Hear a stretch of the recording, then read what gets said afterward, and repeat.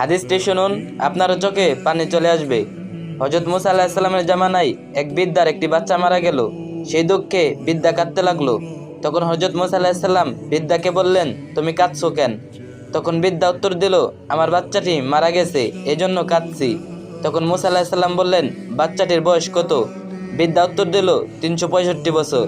মুসা আলাইহিস সালাম বললেন, তোমার এই বাচ্চাটির 365 বছর জীবিত ছিল, কিন্তু এমন একটি জামানা আসবে যে জামানার নবীর উম্মত 60 থেকে 70 বছর বাঁচবে, আর সেই নবী হলো হযরত মুহাম্মদ সাল্লাল্লাহু আলাইহি সাল্লাম। তখন বৃদ্ধা অবাক হয়ে বলল, তারা কি বালেগ হবে? মুসা আলাইহিস সালাম উত্তরে বললেন, হ্যাঁ, তারা বালেগ হবে। বৃদ্ধা মহিলা পুনরায় প্রশ্ন করল, তারা এই সামান্য সময় বিয়ে শাদী করতে পারবে?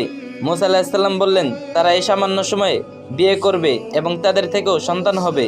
বৃদ্ধা মহিলা পুনরায় প্রশ্ন করল, তারা এই সামান্য সময়ে কিভাবে নেকি এবং সওয়াব অর্জন করবে? তখন হযরত মুসা আলাইহিস সালাম বললেন, তারা এই সামান্য সময়ে এত নেকি অর্জন করবে যে তাদের নেকি যদি আমাদের নেকির ওপর রাখা হয়, তাহলে আমাদের নেকির কোনো নিশানাও থাকবে না, শুধু তাদের নেকি দেখা যাবে।